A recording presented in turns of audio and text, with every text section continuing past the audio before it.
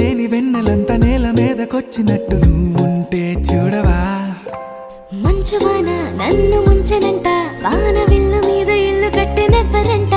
ఈ లోకమంతా నిన్ను చూసినంట, ఏ దిష్టి నిన్ను తాకకుండా ఇంటిలోన దాచుకుంటా. రంగు రంగు తారలన్నీ తొంగి తొంగి ఒక్కసారి చూస్తున్నా ఏంటిలా.